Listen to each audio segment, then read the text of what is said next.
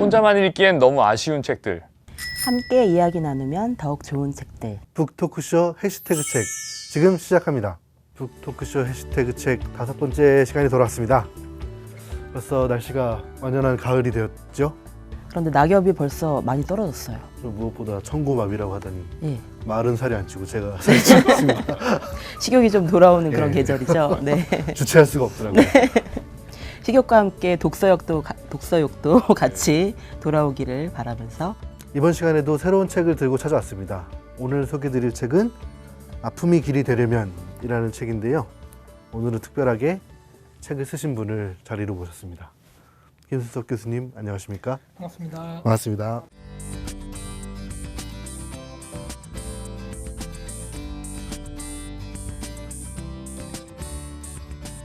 책과 지은이에 대해서 일단 김지훈 기자가 먼저 짧게 소개를 드리고 이야기를 시작하도록 하겠습니다.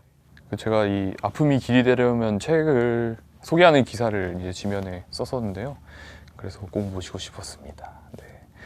그래서 그때 제가 책 기사를 이게 그 전면에 2개로 이렇게 나눠서 썼어요. 그래서 위에는 이제 책 내용을 소개하는 기사를 쓰고 밑에는 이제 짧게 교수님 사진이랑 이제 교수님이 왜 이제 사회 역학자가 됐는지를 소개하는 기사를 썼는데요. 그래서 그 2 기사를 이제 저희 책과 생각 페이스북 페이지가 있어요. 거기다 이렇게 올렸거든요. 근데 그 위에 큰 기사는 별로 공유가 안 되고 밑에 교수님 사진 딸린 그 작은 기사는 엄청나게 공유가 돼서 사람은 잘생기고 봐야 되는구나. 그래서 책을 딱 봐도 이 띠지의 얼굴이 나오셨잖아요. 이게 띠지의 얼굴이 나온다는 게 이게 쉽지가 않거든요. 이게 출판계에서는 그런 얘기가 있더라고요. 아무나 나올 수 없다 이런 쓸데없는 얘기를 이렇게 해서 김지훈 기자 많이 재밌어지신 것 같아요. 거울 보고 연습하신 것 같아요. 아니 그래서 책이 무슨 책이냐고요? 예, 책을 무슨 책이냐고요? 뭐 다 얘기한 것 같기도 하고. 네, 이게 이 책은 이제 사회 역학이라는 이제 학문에 대한 대중 임무서라고 할 수 있는데요. 그러니까 사회 역학이란 이제 질병의 사회적 원인을 찾고 부조리한 사회 구조를 바꿔서 사람들이 더 건강히 오래 살 수 있는 길을 찾는 학문이라고 이제 책에 써주셨는데요. 이런 사회 역학이 그동안 이제 진행되었던 연구들을 통해서 이제 사회 역학이 무엇인지 소개를 해주시면서 교수님이 직접 진행하셨던 뭐 쌍용차 해고 노동자들이나 어떤 세월호 학생 생존자 실태 조사 이런 자신의 연구들을 통해서 얻은 뭐 그런 교훈 통찰들을 소개해 주시고 이 사회가 인간에 어떻게 영향을 미치고 또 사람들의 생명을 더 어떻게 살리기 위해서 어떻게 해야 되는가 이런 얘기들을 담고 있는 책입니다. 정 작가님은 책 어떻게 보셨습니까? 짧게. 예. 일단 저는 제목이 참 좋았어요. 아픔이 길이 되려면 우리는 보통 아픔은 장애물이 된다고 생각하잖아요. 그리고 고통 앞에서의 자연스러운 반응은 이제 방어 기제를 앞세우게 되는 것 같아요. 일단 보정하고 싶고 도망가고 싶고 트라우마로부터 뭔가 멀어지고 싶은 것이 사람의 본능인데 그런데 그렇게 해서는 문제가 전혀 치유되지가 않더라고요. 그래서 맞서 싸울 준비를 하는 것 그리고 고통을 극복하고 때로는 고통을 끌어안고 살아가는 길을 모색하다 보면 정말 언젠가는 아픔이 길이 된다는 생각이 들더라고요. 그래서 제목에서 한참 시선이 머물렀어요. 제목이 그리고 이 책과 너무나 잘 어울리는 것이고 이 학문 자체가 저희에겐 좀 낯선 거잖아요. 그러니까 역학적으로 그리고 어떤 면에서는 또 사회학적으로 그런 질병의 원인과 해결책을 생각하는 그런 학문 자체가 너무나 필요한 것인데 굉장히 젊은 학문이라는 것도 놀라웠고 또 이쪽에 더 많은 사람들이 정말 연구를 해주셨으면 좋겠다. 또 이 여기서 다루고 있는 그 모든 아픔들이 길이 되어서 더 좋은 방향으로 많은 분들이 좀 진로를 바꾸셨으면 좋겠다는 생각이 들었어요. 유망하죠? 흔히 말하는 맞췄을 때 기업으로 가거나 취업이 막 용이하거나 이렇게 하는 면들이 있어서 그 중요성에 비해서 어떤 진로가 막 다양하게 열리진 않는 그런 고민들이 있죠. 저는 운 좋게 대학 교수로 자리를 잡았는데 저와 공부하는 친구들, 이 분야를 공부하는 학생들 같은 경우는 이 친구들이 이런 고민들과 연구들을 계속할 수 있으면 좋겠는데 하는 고민들을 간혹 하고요. 한국에서 뭐 박사 학위를 받거나 이런 방법은 없는 건가요? 그러니까 미국에서도 그러니까 미국에서 사회역학이 가장 활발히 연구되는 게 하버드일 텐데 거기서도 사회역학이라는 제목으로 박사학위를 준 게 10년이 채 안 됐어요. 10년이 안 됐. 한국에서는 이제 서서히 시작되고 있는 상황일 거고요. 되게 빠르게 성장했지만은 대학에 있는 사람들 중에서 자신의 정체성을 가장 첫 번째로 말할 때 나는 사회역학자다 라고 말하는 사람은 많지 않고요, 지금도.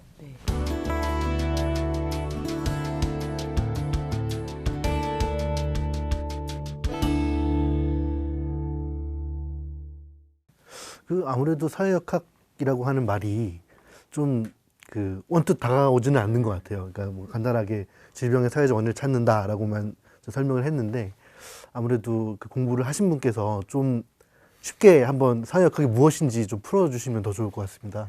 이게 참 어려운 게 우리나라는 역학이라는 단어부터가 경쟁자가 너무 세요.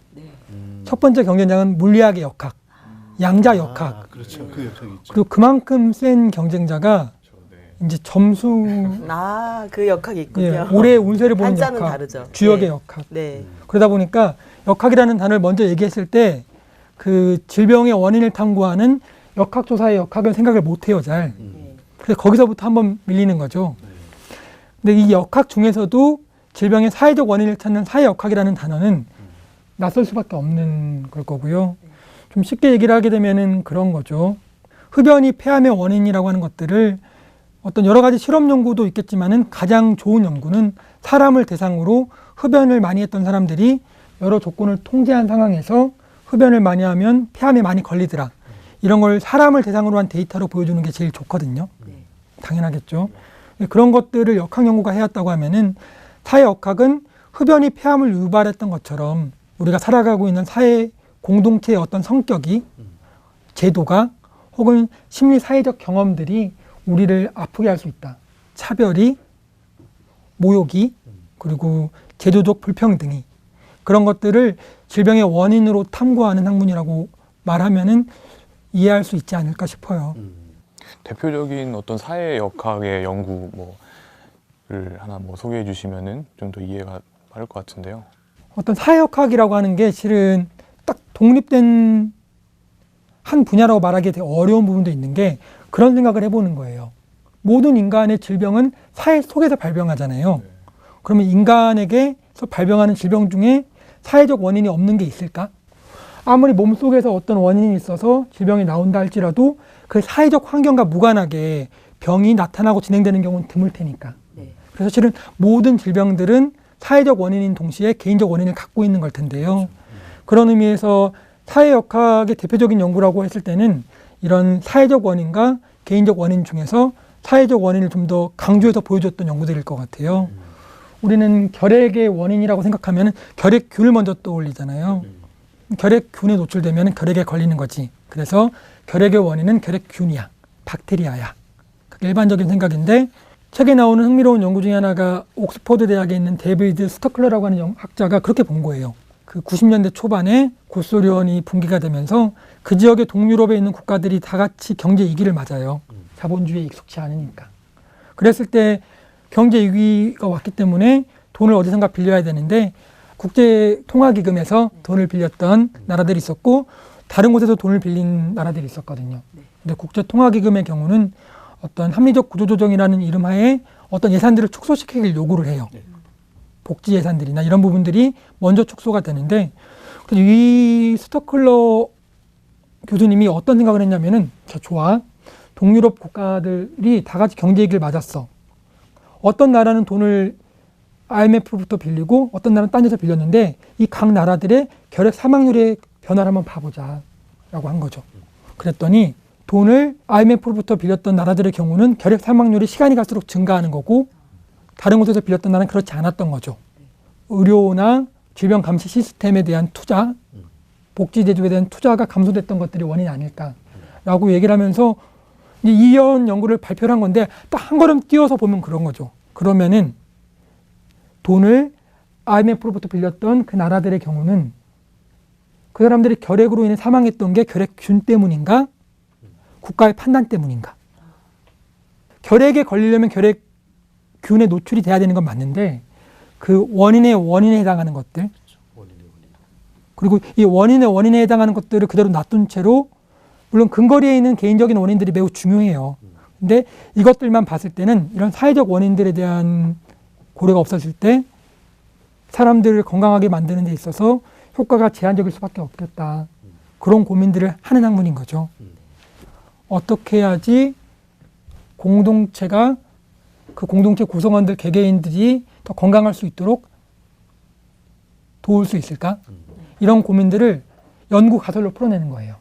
그 말씀해 주신 내용 관련해서 책에도 쓰셨지만 저는 이 책에서 가장 그 좀 인상적으로 읽은 대목이었는데 그 낸시 크리거라는 분이 얘기하신 그물망과 거미 얘기가 저는 어떤 이 책의 좀 핵심이라는 생각을 좀 했었거든요. 그러니까 지금 교수님 말씀하신 거는 그동안 많은 사람들이 병에 걸리게 하는 그물망을 얘기를 했었는데 낸시 크리거라는 사람은 도대체 이 그물망을 누가 친 것이냐, 그래서 그 거미가 누구냐를 묻는 게 사회 역학이다, 이런 얘기를 하셨다고 책에서 봤는데요. 그게 아마 지금 말씀하신 거랑 맞는 얘기인 거죠? 그러니까 우리가 그토록 많이 보는 수많은 질병의 원인들이 있는데 원인들 개개의 것들에 대해 관심을 갖고 개개인들의 원인에 대해서만 얘기를 하는데 미국 같은 경우는 특히나 흡연, 음주, 피지컬 액티비티, 운동 이런 것들에 초점을 맞추고 있는데 그런 것들 너머에 있는 원인에 해당하는 이러한 근거리에 있는 원인들을 재생산하고 만들어내는 권력 관계들에 대해서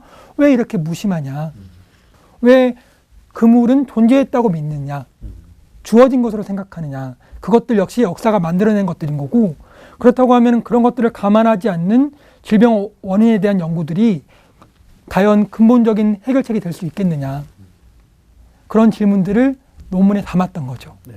그리고 저는 항상 뉴스를 볼 때 좀 의아했던 것이 누군가가 사망했을 때 뭐 우울증으로 인한 자살 이런 식으로 보도를 많이 하더라고요. 근데 저는 그게 굉장히 잘못됐다고 생각하거든요.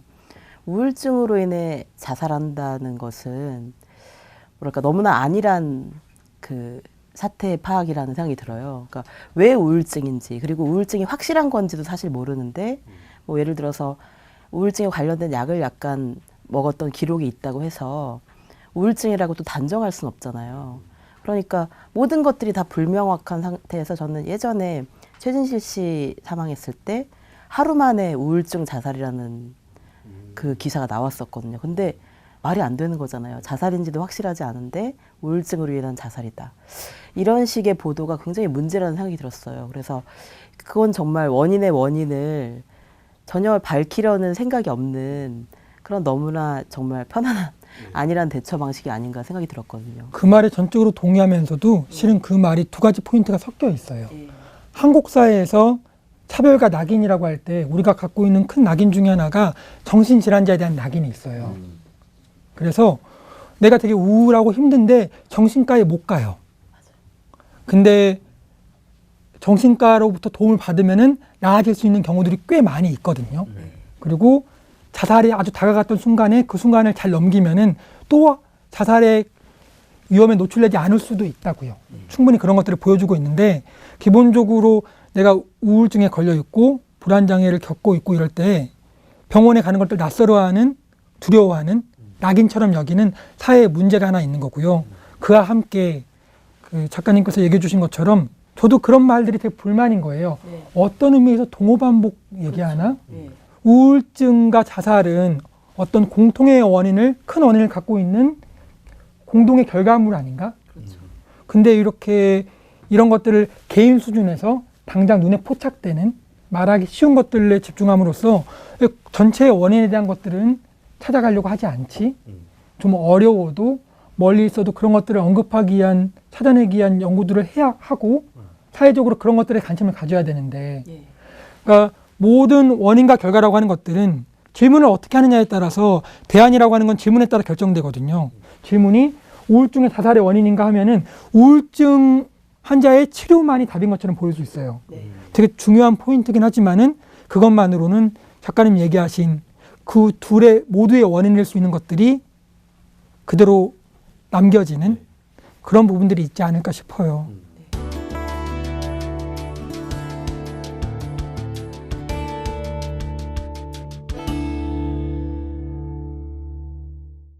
저는 교수님 책을 보면서 그 수잔 손택의 타인의 고통이라는 책이 많이 떠올랐거든요. 그래서 수잔 손택이 이 책을 보면 정말 좋아하겠다. 돌아가셨지만 그래서 이 타인의 고통에 대해서 우리는 보통 그냥 반응은 연민에서 주로 많이 그치는 것 같아요. 그러니까 연민은 우리가 막 아파하는 그 아프리카의 아이들을 보고 텔레비전을 통해서 보고 한 ARS로 3,000원 정도를 내거나 아니면 뭐 한 달에 얼마씩 기부를 하는 정도에서 좀 마음의 죄책감을 더는 정도가 연민, 그러니까 사회적으로 공인되는 연민인 것 같은데 타인의 고통이라는 책에서는 수잔 손택이 연민이 아니라 공감을 느껴야 된다고 얘기를 하거든요. 연민이라는 것 자체가 저 사람보다 내가 낫다는 감정이라고 하더라고요.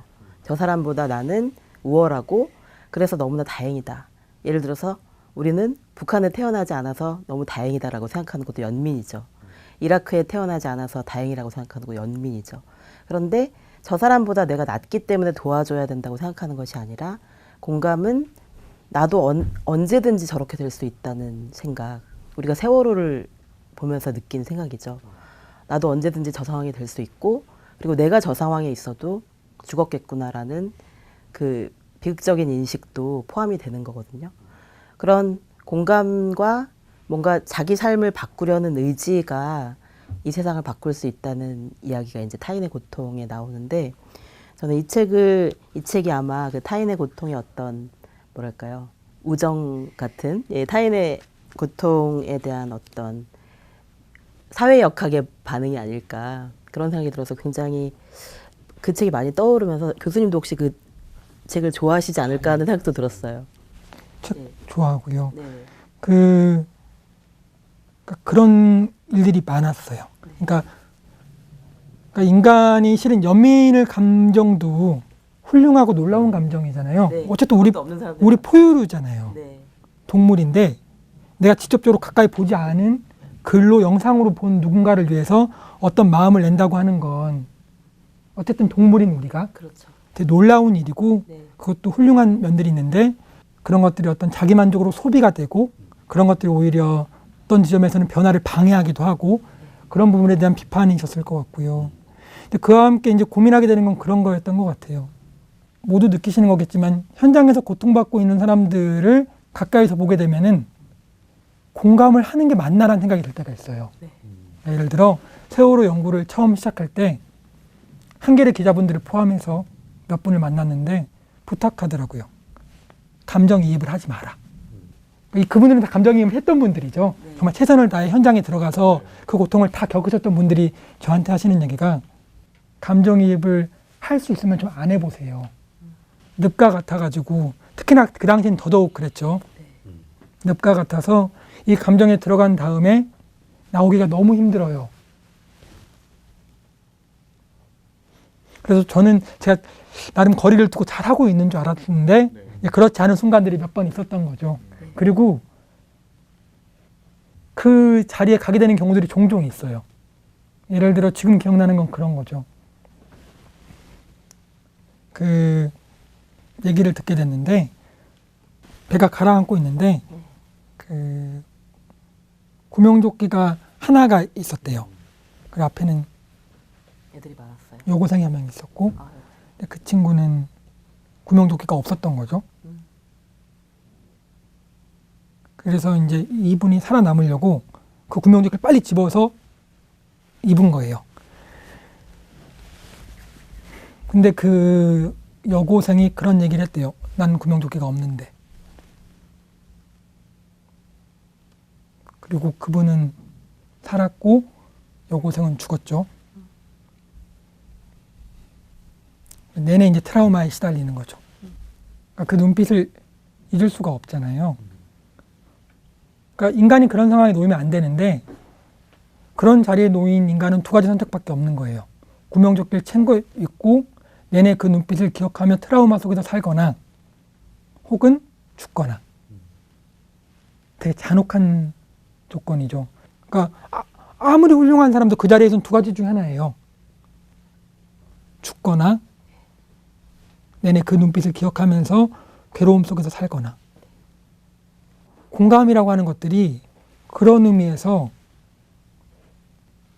어렵고 힘든 일 같아요.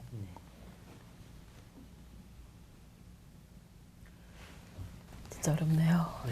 그러니까 저는 그래서 이렇게 아프리카에 몇천 원씩 내고 매달 그런 분들의 마음을 어떤 사회학적으로 혹은 비판적인 관점에서 볼 수도 있지만은 결국 우리가 한 걸음이라도 나아간다고 하면은 시작은 결국 그 마음이지 않을까. 타인에 대한 연민 혹은 동정이라고 표현하고 싶진 않고요. 너무 날카로운 얘기고 그런 마음들을 좀 우리가 소중히 여기는 것들이 맞겠다. 그런 생각을 종종 해요.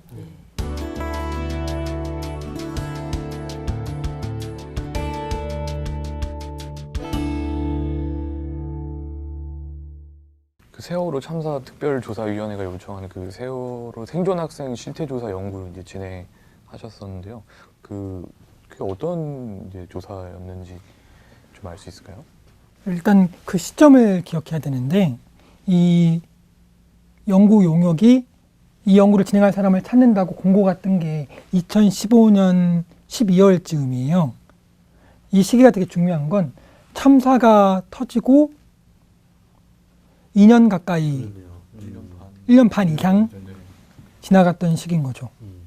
세월호 특조위는 법안은 만들어졌지만 실제로 예산을 받아서 활동을 못하고 있었고요. 그러다가 활동을 실제로 시작한 게 2015년 9월경부터 그 즈음부터거든요. 세월호 참사와 관련된 피해자들의 목소리를 남겨야 된다는 고민들이 있었던 것 같아요. 그래서 연구를 할 사람을 찾더라고요. 근데 딱 그때 가장 먼저 들었던 여러 가지 생각이 있는데 당시에는 정부가 세월호를 진실을 밝히고 싶다고 생각하지 않았으니까 당시 정부는 지금은 보면은 더더욱 사실이었던 것 같고 혹시 알리바이 만들려고 하나? 나 얘기 다 들었어. 우리 정부가 이런 걸 했다. 그런 고민도 있었고요.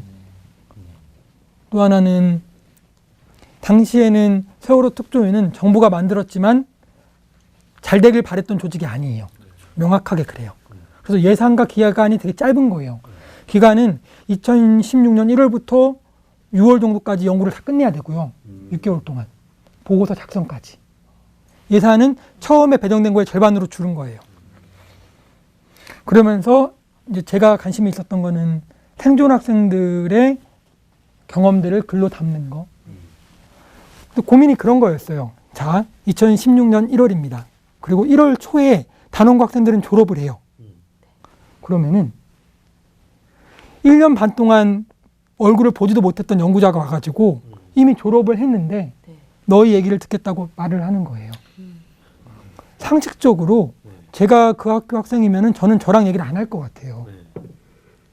뭘 믿고 여태껏 뭐 하다가 그래서 고민하다가 할 수 있는 걸 다 해야겠다는 마음에 그 단원고 후문에 원룸을 얻고 한 달 정도 지냈었거든요.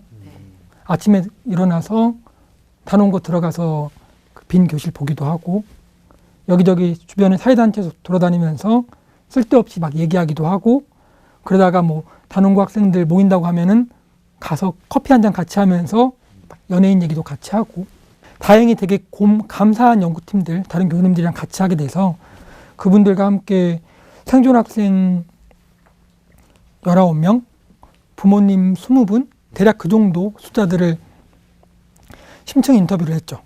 그렇게 해서 그 경험들을 정리하는 보고서를 썼던 거고요. 보고서 내용이 뭐 어떤? 그러니까 이 보고서는 네. 한국 사회가 참사가 여러 번 있었어요. 삼풍백화점도 있었고 대구 지하철도 있고, 그렇죠. 성수대교도 있었고.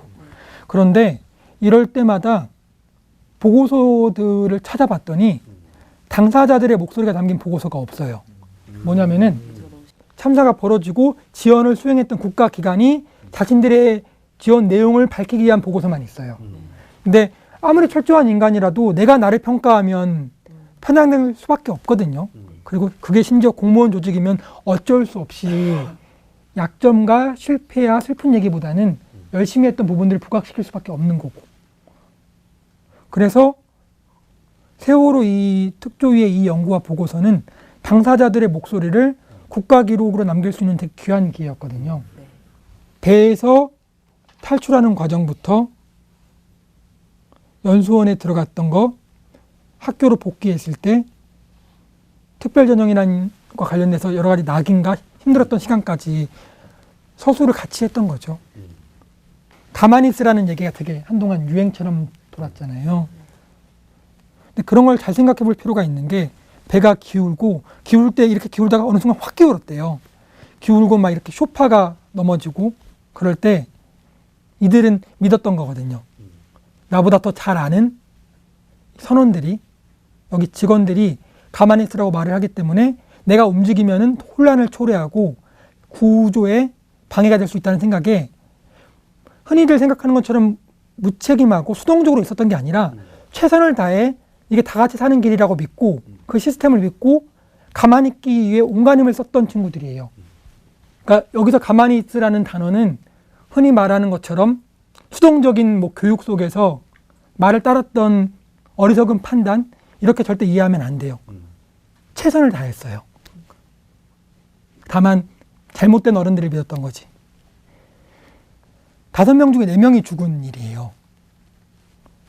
이렇게 5명 중에 4명이 죽고 1명만 살아남은 사건이거든요. 어떤 반은 한 명만 살아남게 예. 됐죠. 그러니까 그 친구들이 그 이후에 겪었던 시간들이라고 하는 것들은 어마어마할 수밖에 없는 거고요. 그리고 한국 사회는 그들의 상처와 고통에 대해서 섬세하지도 예의 바르지도 않았던 거죠. 물론 이런 시기들조차도 과거 산풍, 네. 대구 지하철 진짜 아무것도 없었거든요. 네. 아무런 그러니까 그런 것들보단 나아진 건 맞아요. 근데 우린 이보다 훨씬 잘할 수 있고 잘해야 하거든요. 잘할 수 있는 인력이 있잖아요, 우리는. 그리고 네. 현재 갖고 있는 인력으로도 어떤 관점을 가지느냐에 따라서 더 잘할 수 있는 지점이 참 많았어요. 그 지점들을 기록하고 싶었고 그 지점들에 대해 얘기를 하고 싶었던 거죠. 그러면 그러니까 세월호 참사 같은 경우에는 워낙 의미가 좀 남다른 사안이라서 그러니까 지금 세월호 참사 생존 학생 연구의 경우는 어떤 사회역학의 연구 결과다를 뛰어넘는 내용이라는 생각이 좀 들거든요. 예. 세월호 연구는 사회역학 연구가 아니에요. 그러니까요. 예. 저는 양적인 데이터를 수집해서 통계로 분석하는 사람이에요. 물론 질적인 연구도 공부를 했고 인터뷰를 분석하는 것도 공부는 했지만 그쪽 전문가가 아니에요. 그래서 이 연구를 할 때 저를 제외한 나머지 다 공동연구원 교수님들은 다 그 분야 전문가들로만 모셨죠. 그러면 사회역학자로서 보기에 세월호 참사는 어떤가요? 그게 좀 궁금해요. 그러니까 사회역학이라고 하는 학문은 어떤 양적인 데이터가 있어야 되고 통계적 분석을 통해 결과를 도출하는 학문인데, 세월호 참사라고 하는 이 상황은 이런 양적인 데이터의 접근이 가장 적합한 이슈인지 잘 모르겠어요. 일단 생존 학생의 경우는 75명이거든요. 그리고 이 75명들 중에서는 당연히 저를 만나고 싶지 않은 사람들, 더 이상 이 얘기를 하고 싶지 않은 사람들이 당연히 있을 거라고요. 그럼 숫자가 줄어요. 그럼 이들을 가지고 통계적인 분석을 한다는 것들이 의미를 갖기 되게 어렵거든요. 이걸 가지고 무리하게 양적인 분석을 하려고 하면은 같은 기간 동안 연구를 하면서 꼭 기록해야 하는 중요한 메시지들을 놓칠 수가 있어요. 그거는 이런 예민한 주제를 접근할 때 제 학제가 갖고 있는 한계예요. 그래서 주변에 뛰어난 분들과 함께 그분들의 도움을 받아 연구를 할 수밖에 없었던 거고요. 그런 의미에서 사회역학자로서 세월호 참사를 바라보는 것들은 이렇게 쉽게 말하기 되게 어려운 부분들이 있고요. 대신에 어떤 사회역학을 공부했던 사람 입장에서 보이는 것들은 있겠죠. 사회적 낙인각, 폭력각, 무례함각, 이런 것들이 인간의 몸을 얼마나 힘들게 하고 황폐하게 만드는지에 대해서 되게 생생한 증거들이 여기저기 있잖아요. 그런 의미에서는 고민이 많이 되는 이슈지요.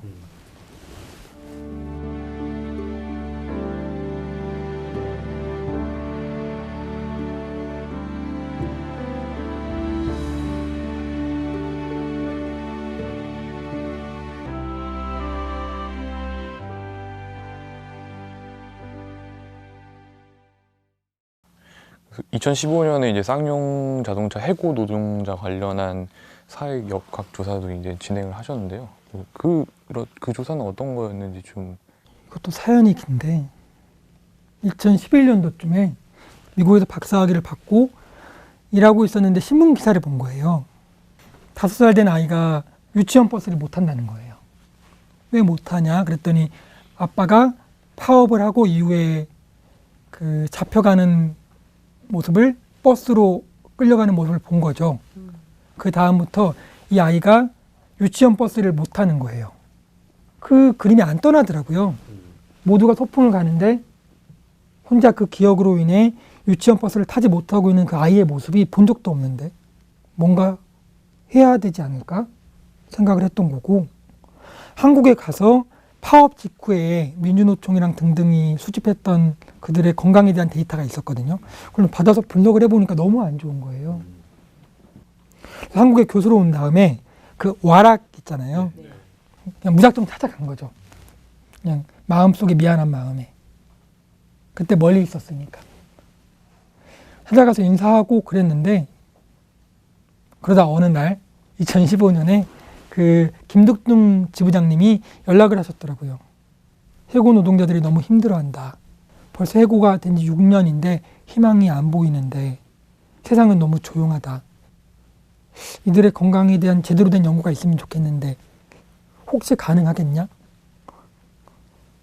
그래서 하겠다고 했죠.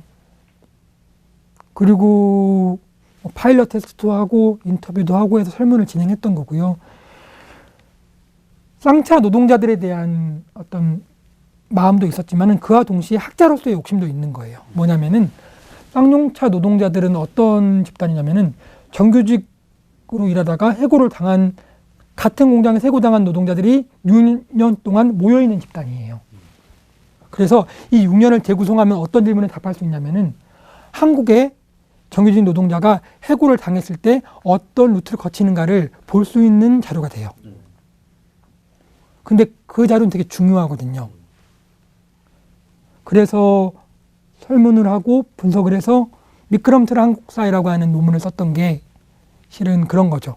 해고 노동자가 다른 곳에 막 비정규직으로 취업하기도 하고 그랬을 때 임금이 얼마만큼 회복되는가, 언제 적금을 해약하는가, 언제 건강보험을 미납하게 되는가, 이런 것들을 분석해서 보여주는 논문을 썼던 거고요. 건강을 비교하는 논문도 따로 썼던 거고요. 쌍차를 생각하면은 그래서 실은 저한테 학자로서의 질문은 두 가지예요. 첫 번째는 한국은 해고 노동자를 어떻게 대하는가. 그러니까 항상 이렇게 얘기하면은 어떤 돈이 없어서다라고 말하는데 그것만은 분명 아니거든요. 관점이라고 하는 게 분명히 있어요. 모든 나라에서 해고가 증가한다고 자살률이 증가하지 않거든요. 어떤 재취업을 위한, 재교육을 위한 충분한 투자들이 있는 나라에서는 해고가 자살로 이어지지 않아요. 근데 어떤 나라에서는 해고가 증가하는 만큼 자살률이 증가하는 거죠. 저는 한국이 그런 나라 중에 하나라고 생각하는데, 그런 맥락에서 한국 사회가 해고당한 노동자들을 어떻게 대하고 있는가를 좀 데이터로 보여주고 싶었던 그런 욕심이 있었던 거죠. 예. 그게 해고가 살인이다라는 말이 그런 연구가 나오기 전에 이미 노동자들이 말을 하고 있었던 상황이었던 거잖아요. 해고와 건강에 대한 연구가 가장 많이 된 거는 영국에서 1980년대에 마가렛 대처가 정리해고를 어마어마하게 했잖아요. 그러면서 해고 노동자가 급증하는 거예요. 해고 노동자가 급증하니까 여기까지는 정치적인 판단이다. 이래야 우리가 산다. 뭐 이런 식으로 넘어갔는데 동시에 그들의 우울증이 증가하는 거예요. 그러니까 학자들이 말하기 시작한 거죠. 마가렛 대처의 정책이 노동자들을 우울하게 만들고 있고 아프게 만들고 있다. 근데 이 말은 그냥 그렇다라고 말하기가 되게 어려운 거예요. 정부 입장에서. 내 정책이 아프게 하고 있다는 거니까. 그래서 어떤 다른 쪽 학자들이 붙은 거는 그거예요. 해고와 우울증이 같이 증가하고 있는데 이건 우울한 사람이 해고를 당한 거다. 그것도 가능한 얘기긴 하거든요. 논리적으로는. 그러니까 해고를 당해서 우울해질 수도 있는 건데 우울증이 되게 심하고 어떤 업무 역량이 떨어져서 이러저러한 루트를 거쳐 해고를 당한 거다. 부당한가 여부는 또 다른 얘기일 거고요. 그러니까 이런 논리가 붙는 거예요. 학자들이 이걸 제대로 다루기 시작한 게 1980년대부터예요.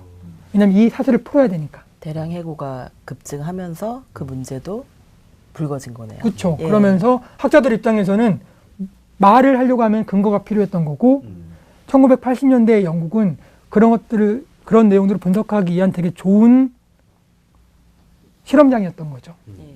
빌리 엘리어트에 나오는 그 아버지가 바로 그런 사례잖아요. 예.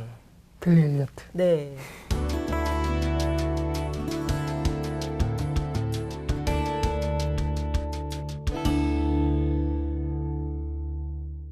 저는 이 동성애를 향한 비과학적 혐오에 반대하며라는 이 글을 읽으면서 맞아, 아직도 이렇게 잘못 생각하고 있는 사람들이 너무 많은 거예요. 동성애를 질병으로 아직도 생각하시는 분들이 의외로 많고요. 너무 정말 어처구니가 없게도 젊은 사람들 중에도 그렇게 생각하시는 분들이 있고, 제가 아주 좋아하는 소설가가 책에다 그렇게 쓴 것도 봤어요. 그래서 너무 실망한 적도 있었고요. 그 동성애는 질병도 아니고 너무나 당연하게도 정신병도 아니잖아요. 저는 이게 되게 중요한 것 같아요. 차이인데 차이를 차별의 근거로 사용하면 안 되는 거잖아요. 근데 조금만 다르다고 해서 당연히 차별해도 돼. 당연히 왕따시켜도 돼. 이런 식의 조금만 저쪽에서 뭔가 다른 점을 보이면 언제든지 찍어 누를 준비가 돼 있는 이런 사회적 분위기가 바뀌어야 되고, 그리고 이런 거는 정말 자신 있게 얘기해도 될 것 같아요. 동성애는 질병도 아니고 정신병도 아닌데 왜 그러냐.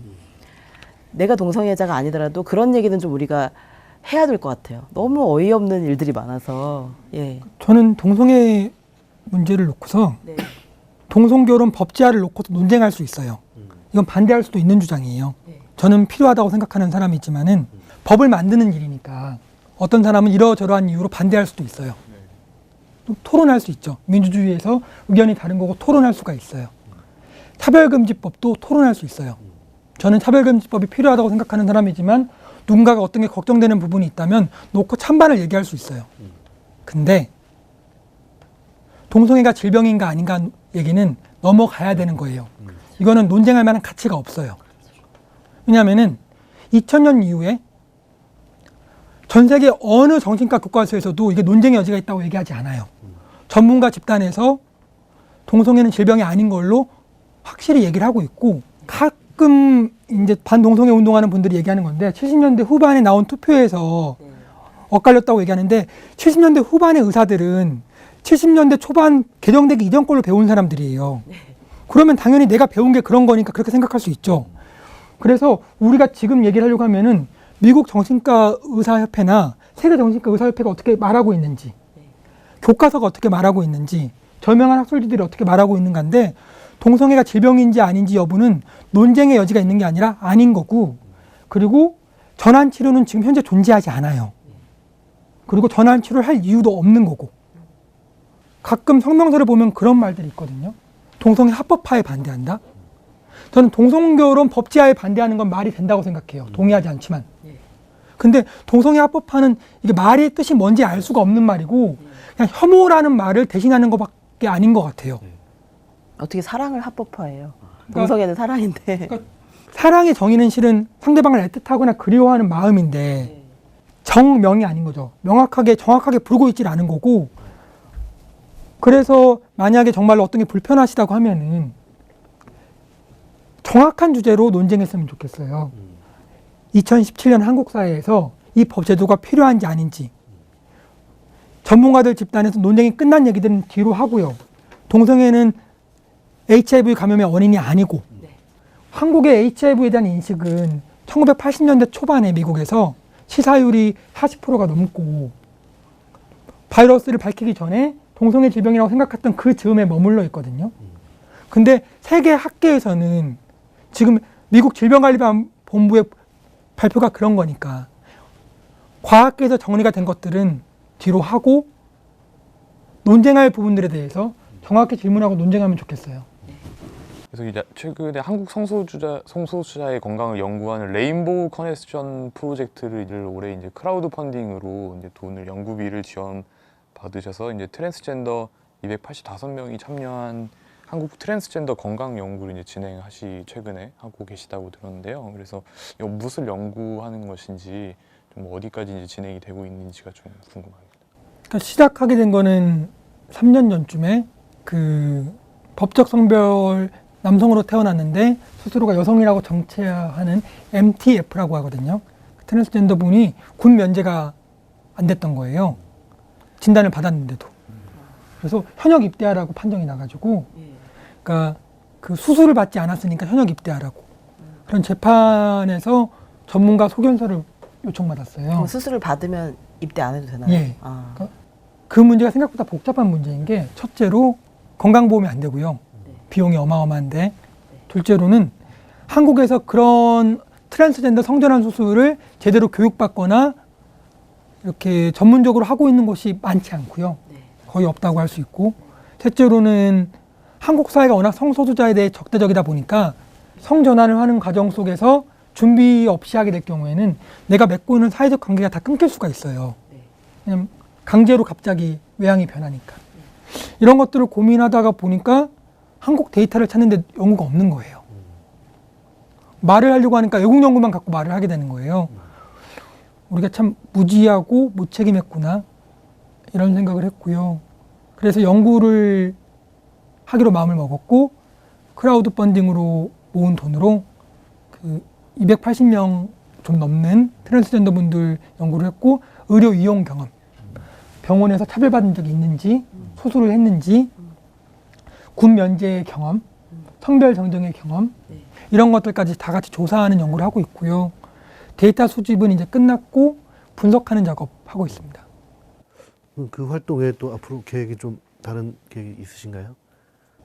먼 날 기회가 온다면은 꼭 하고 싶은 연구가 있는데 저는 군인들 국방의 의무라고 하는 것들을 어쨌든 강제 조항이잖아요. 그걸 수행하기에 들어가 있는 친구들이 너무 열악한 환경에서 복무하고 있어요.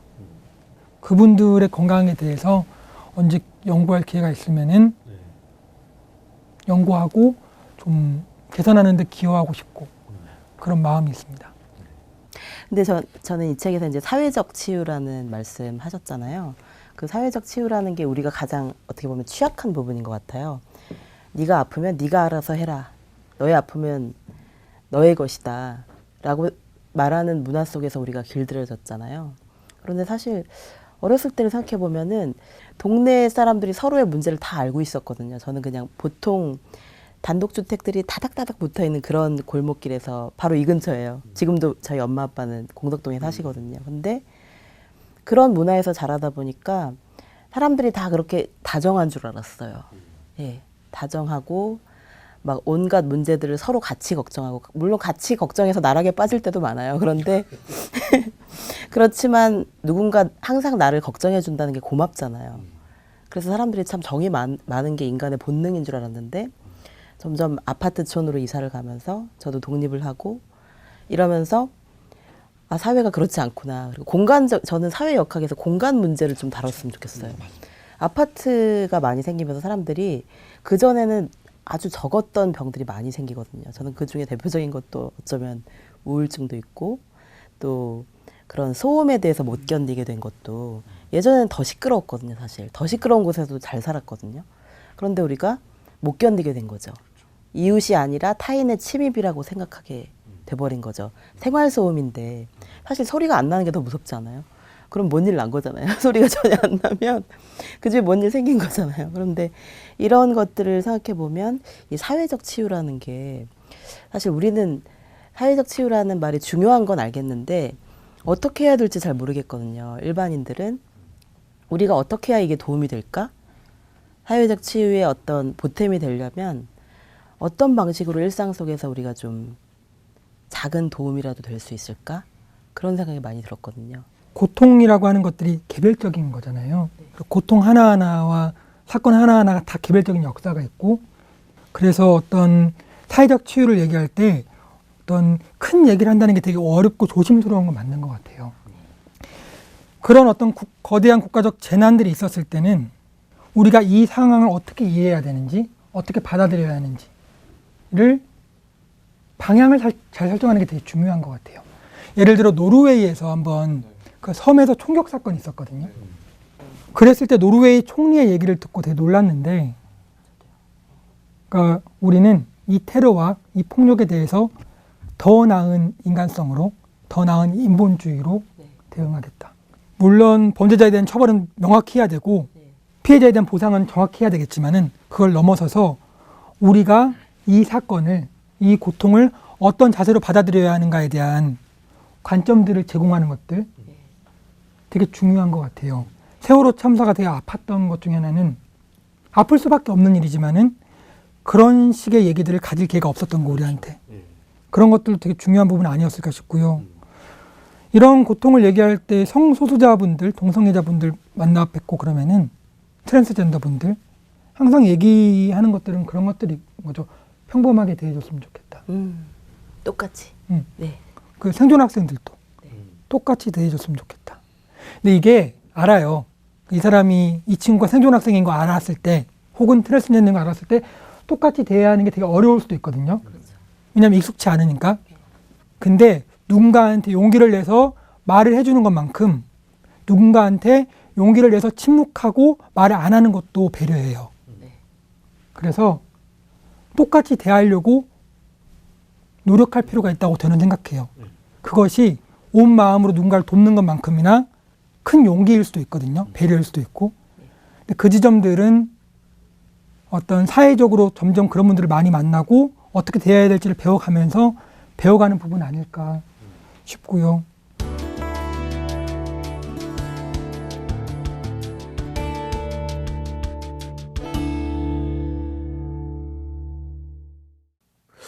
저는 약간 이런 생각을 했는데요. 그 응용학문이라고 이제 그 부분도 이제 책에 쓰셨던데 제가 뭐 그건 독자들을 위해서 잠깐 읽어볼게요. 기본적으로 학문은 진리를 추구하는 활동이지만 사회역학은 문제를 해결하기 위한 응용학문이다. 수집할 수 있는 데이터의 수준이 낮다고 연구를 미룰 수가 없다. 고통받는 사람이 있기 때문이다. 이런 거, 이 책에 쓰신 게 아니고 제가 다른 인터뷰에서 본 내용이네요. 저는 이 대목을 읽고 연구를 계속 하고 계신데 이거는 사회제도에서 비롯된 부분들을 사회제도를 바꾸지 않으면 해결이 안 되는 부분들이 있는 거잖아요. 그 사회제도가 야기한 질병이라면 그거를 없애지 않는 이상 질병이 계속되고 있는 것인데 그 사회제도를 바꾸는 일은 정말 요원한 일이고 어떤 개인의 수준에서 할 수 있는 일들이 아닌데 이걸 연구하시는 분들은 그런 무력감이나 이런 절망감들을 좀 느끼시지 않을까 이런 생각을 좀 했거든요. 되게 중요한 지점인데 그런 사고들이 내포하는 것들은 변화의 과정을 오로와 나띵으로 보는 면들이 있는 것 같아요. 한국 사회가 예를 들어 성소수자를 놓고 보면은 최근에 너무 혐오가 심각하게 드러나고 있지만은 그리고 한국 사회가 혐오가 되게 심한 나라지만 지난 10년간 나아지고 있거든요. 일상에서 당장 가능한 작은 변화의 경험들을 하나씩 만들어가고 있고 실제로 저는 한국 사회가 많은 힘든 시간을 겪었지만은 그런 면에 성과를 거뒀던 지점도 분명히 있다고 생각하고 그런 지점들을 자꾸 잘 기억하려고 애를 써야 되는 것 같아요. 어떤 우리가 도달하지 못한 거대한 얘기들, 이상향들을 목표로 갖고 오고 이것과 우리가 얼마나 멀리 떨어져 있는가를 자꾸 보게 되면은 좌절할 수밖에 없는 것 같아요. 그런 것들이 아니라 구체적인 고통에 대해서 구체적인 언어로 얘기하고 구체적으로 좌절하는 것들이 가능하다면 구체적으로 승리하는 것들이 되게 중요한 관점 아닐까 생각을 해요. 그리고 물론 사회학자들이 다 좀 이런 식의 연구를 하는 건 아니지만은 말씀하신 것처럼 감정적으로는 힘들 때가 저 같은 경우는 종종 있죠. 예. 지금 말씀하신 부분 아까 초반에 전 작가님이랑 하셨던 그 연민에 대한 얘기랑도 좀 맞닿는 부분이 있네요. 어떤 시작점으로서 그러니까 너무 큰 목표, 너무 큰 변화를 목표로 해서 우리가 거기에 도달하지 못했다고 계속 좌절하는 것들에 대해서 좀 불편한 마음이 있어요. 그 한국 사회가 되게 부족하고 잔인했던 면도 있지만 놀라울 만큼 따뜻하고 노력했던 면도 있거든요. 그 둘을 같이 봐야 되는 거잖아요. 그래서 한국은 이래, 저래 이렇게 말하는 것들을 되게 조심하려고 그래요. 항상 구체적으로 말하려고 애를 쓰고 그랬을 때 실패도 좌절도 좀 힘이 돼주는 것 같아요. 이 또 제목이랑 연결이 됩니다. 아픔이 길이 되려면. 예. 마지막으로 질문 하나만 더 할게요. 그 교수님의 성장 과정에서 뭔가 영향을 많이 주었던 뭐 책이라든지 또는 사람이라든지 이 길을 걸어가도록 어떤 강한 자극을 준 영감을 준 분이 있다면 또는 책이 있다면 어떤 걸까요? 사람도 있고 책도 있는데 네. 저는 불교 신자거든요. 네.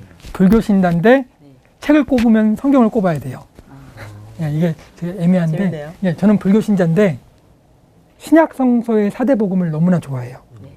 그러니까 저는 신으로서 예수를 믿거나 이런 건 아니에요.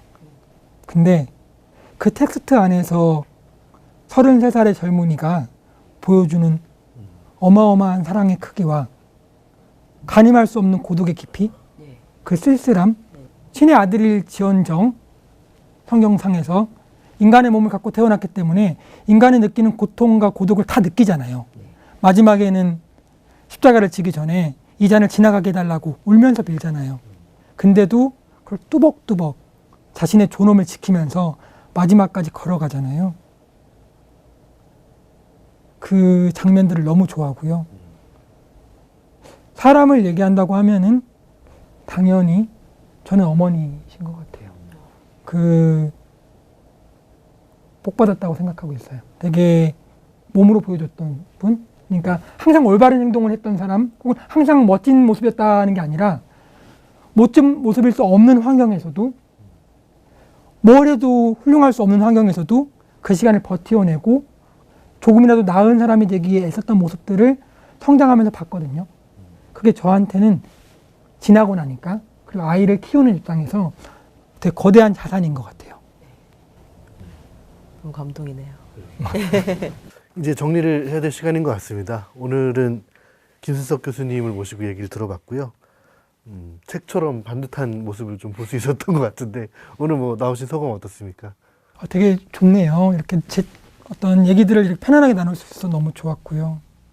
실은 제 책이 되게 예민한 책이잖아요. 되게 그렇게 안 쓰려고 애를 썼지만 세월호도 쌍용자동차도 성소수자도 다 현재 진행 중인 고통이고, 그리고 인간이 누구도 이렇게 고통스러운 현장에 막 적극적으로 가고 싶은 마음이 들진 잘 않거든요.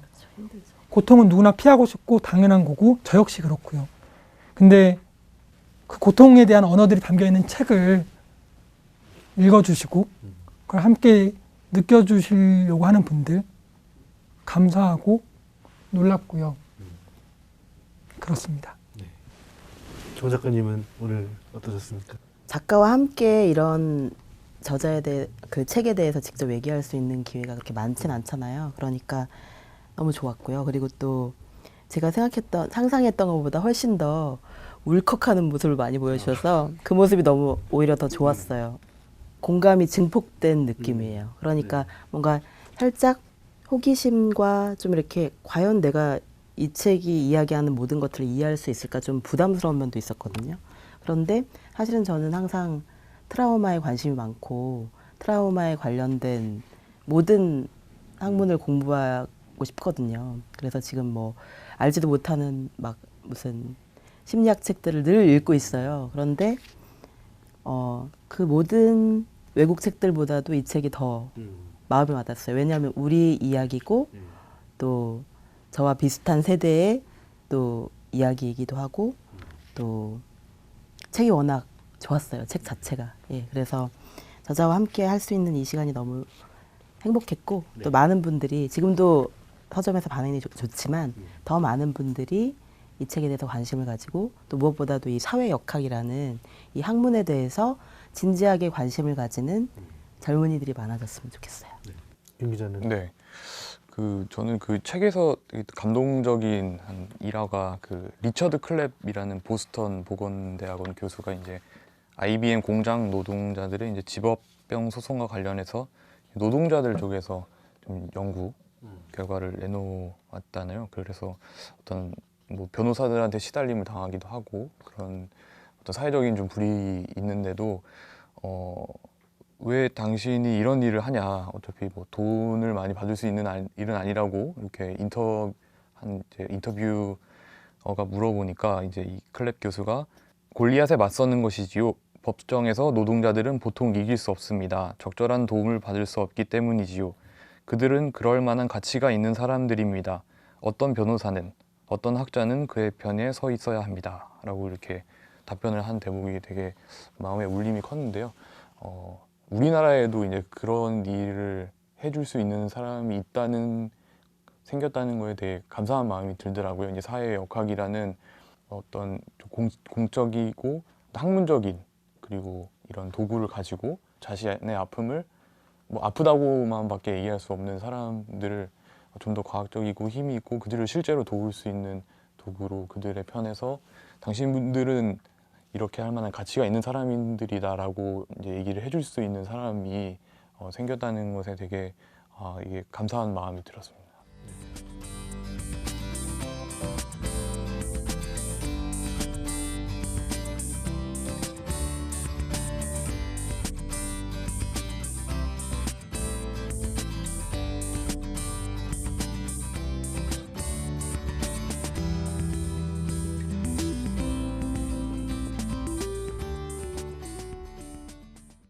네, 그럼 오늘 뭐 이만 마치도록 하겠습니다. 김 교수님 나와주셔서 너무 감사드리고요. 다음에 또 좋은 기회 다시 뵙겠습니다. 네, 고맙습니다. 네, 저희 잠시 전해드릴 말씀이 있는데요. 저희 프로그램은 유튜브와 팟빵, 페이스북에서도 만나실 수 있습니다. 많은 시청 소감 올려주시고요. 저희들도 보고 프로그램에 열심히 반영하도록 하겠습니다. 이번 시간은 이것으로 마치겠습니다. 다음 시간에 또 다른 책으로 또 의미 있는 책으로 더 재미있게 찾아뵙겠습니다. 감사합니다.